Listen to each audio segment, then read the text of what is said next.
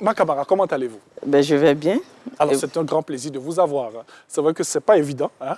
Oui, c'est vrai. Ce n'est pas évident, mais on vous a aujourd'hui. Alors, on a célébré le 8 mars. Hein?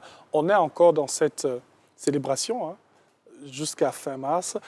Votre sentiment un peu sur cette journée, on dit très importante, journée de droit de la femme? Alors, mes sentiments, c'est important qu'on se rappelle du droit de la femme, Oui. mais c'est important qu'on se souvienne également de l'importance de la femme dans la société, Oui. parce qu'aujourd'hui, cette journée ne doit plus être une journée politique, des objectifs politiques, mais ça doit plutôt être un impératif pour moi, un impératif moral, un impératif social, et qui doit même s'instruire et s'éduquer dès le bas âge et dans les établissements scolaires. On va rester sur instruire et s'éduquer, pardon. Moi, c'est vrai que j'ai des questions sur le droit de la femme et tout, mais pour nos téléspectateurs qui nous regardent, je vous ai présenté en tant que journaliste JRI. Vous êtes la première femme journaliste JRI. Qu'est-ce que ça veut dire? Alors, le JRI, c'est le journaliste reporter d'image, c'est abrégé JRI, qui est une spécialité, une nouvelle spécialité dans le domaine de l'audiovisuel, où vous regroupez à plusieurs postes en même temps. Vous êtes caméraman, vous êtes journaliste, vous êtes réalisateur, vous êtes preneur de son, vous êtes monteur, vous êtes votre chauffeur, vous êtes votre lampiste.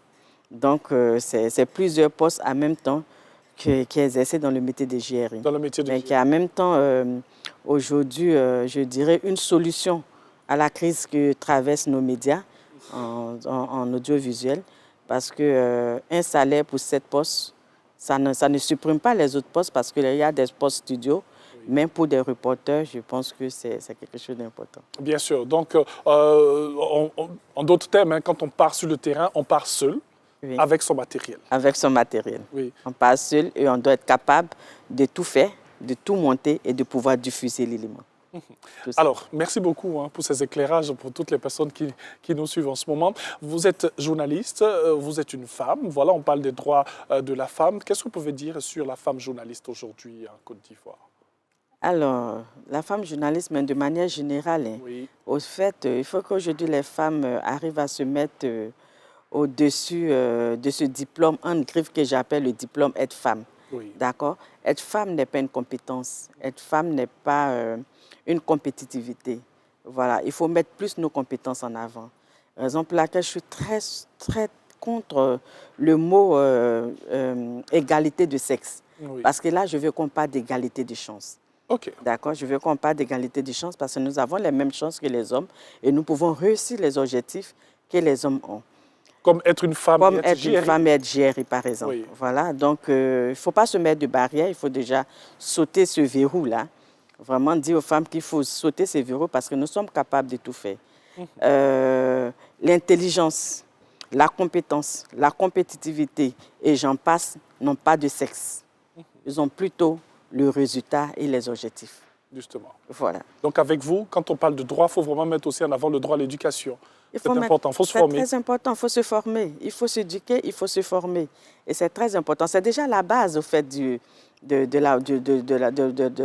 volontariat. C'est déjà la base de la compétence, au fait. Il faut se former. Et on ne peut rien faire sans la formation. Malgré les énormes défis hein, qui sont en face? Il ne faut pas voir des défis comme un obstacle, mais plutôt comme une opportunité. Il faut pouvoir braver ces défis-là. Il faut pouvoir les atteindre.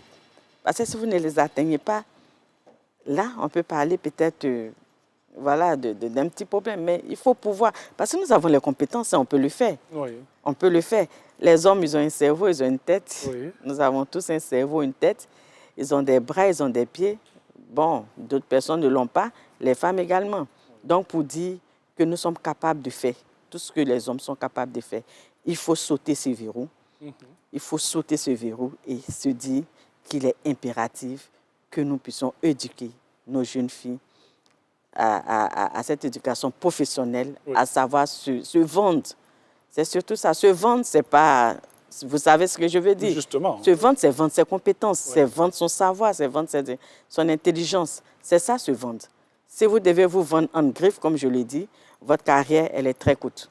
Justement. Si vous avez des ambitions à long terme, il faut savoir se vendre. et savoir se vendre, ce sont les compétences. Ça ne se négocie pas. Hein. Bien sûr. Alors, on a 47 ans aujourd'hui de célébration de cette journée très importante. Vous pensez que les choses ont avancé depuis? Oui, surtout dans le Surtout domaine. dans votre domaine? Oui, surtout dans notre domaine, les choses ont évolué. Dans le secteur en tant que, c'est la spécialité de JRI, les choses ne bougent pas vraiment parce que les femmes, elles viennent par moment se faire former et après elles abandonnent parce qu'elles trouvent que c'est difficile, elles trouvent que c'est prenant, elles trouvent que, voilà. Effectivement, c'est un métier qui est prenant. Oui. Mais il faut savoir être organisé. On peut allier vie de famille et... oui, on peut allier vie de famille. Parce qu'on sait que JRI, on bouge beaucoup. On bouge beaucoup, on voyage, on n'a pas le temps, tout ça. Mais on peut allier vie de famille et le métier de JRI. Il faut simplement être organisé et avoir un conjoint qui vous comprend. Je salue d'ailleurs mon époux voilà, qui me comprend et qui m'a tout de suite compris dès le début. Oui. Voilà, il faut avoir un conjoint qui vous comprend. Mais pour qu'un conjoint puisse vous comprendre, il faut savoir expliquer votre métier à votre conjoint. Il ne faut rien cacher. Oui. Il faut lui dire quels sont les défis, qu'est-ce qui vous attend. D'accord? Mais si vous cachez vos voyages et autres, vous attendez à la dernière minute, c'est sûr qu'il va bouder.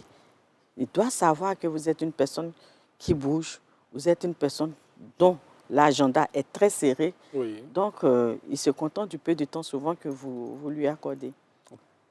Le meilleur diplôme d'une femme, c'est sa compétence. Le meilleur diplôme d'une femme, c'est sa compétitivité. Oui.